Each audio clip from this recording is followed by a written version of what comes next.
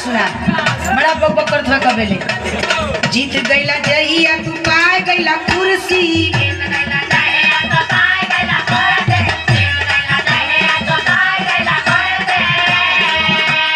धोती कुर्ता ऊपर लहराए लेला जर्सी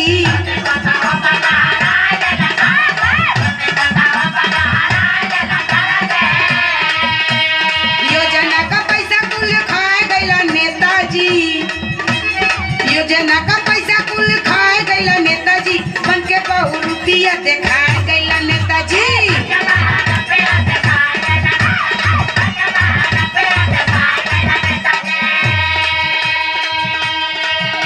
ए भाई लड़की पागल लगती है, इसका दिमाग ठीक नहीं है क्या? हम पागल लौकत हई? उल्टा सीधा इल्जाम हमारा पर लगाती हो। अरे तुमको पता नहीं है कि हम गांव-गांव में ऐसी योजना चलाएंगे कि पूरे हिंदुस्तान की छवि बदल के रख देंगे, समझी? अच्छा सुनावे तब तो सुनी। फ्री में पढ़ाई होगी, फ्री में दवाई,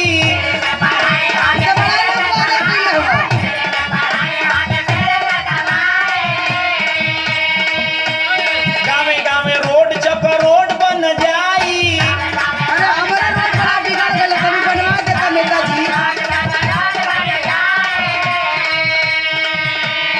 सबसे बड़ा काम कौन करेंगे देखो हम बता रहे हैं। हाँ बताओ जल्दी बतावा। वृद्धा पेंशन उठाए और बुढ़ी को दिलाएंगे। ये काम तो पहले करी है, समझ रही हो ना? हाँ। अब तुमको लग रहा है कि तुम लाइन पे आ रही हो। तो कुछ काम करवा। वृद्धा पेंशन उठाए और बुढ़ी को हूँ जो मन किया नहीं करके दिखाएंगे।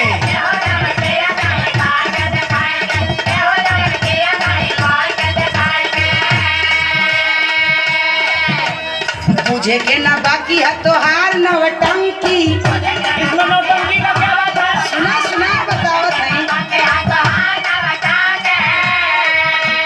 तोरे ही तन का खुलल बा के लटकी जतना खुलवा तोरे लगत का बा। बोलना बंद करे, तुमको भी खोलवा देंगे। आ शहर शहर बंगला लिखाए लेला नेताजी, शहर शहर बंगला लिखाए गईला नेताजी बन के बहु रुपया दिखाए गईला नेताजी।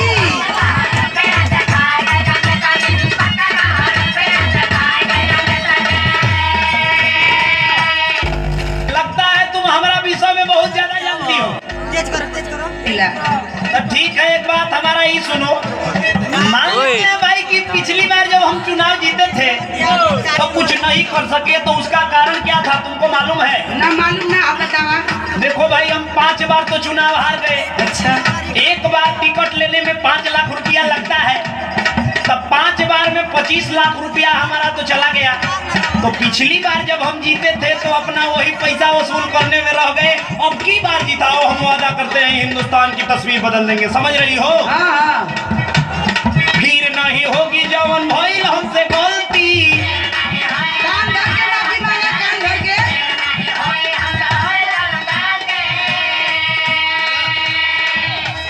का करे सरकारे जब मार दिया पलटी, हमरा कोनो दोष नहीं है।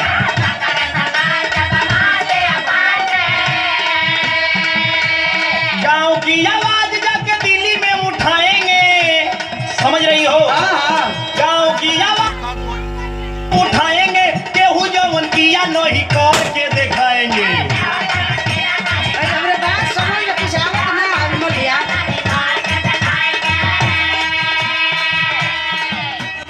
पेट में पैठ देला छुरिया चलाई,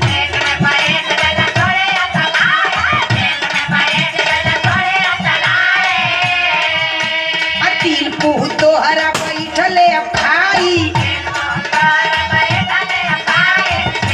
जुटवले रहा।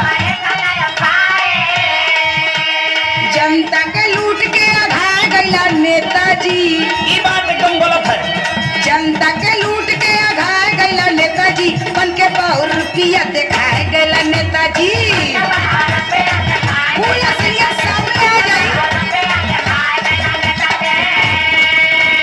केहू जवन किया नहीं करके दिखाएंगे। बन के बहु रुपया दिखाए गईला नेताजी। केहू जवन किया नहीं करके दिखाएंगे। बन के बहु रुपया दिखाए गईला नेताजी। कोने कोने बिजुली का दिखाए गैला नेताजी वृद्धा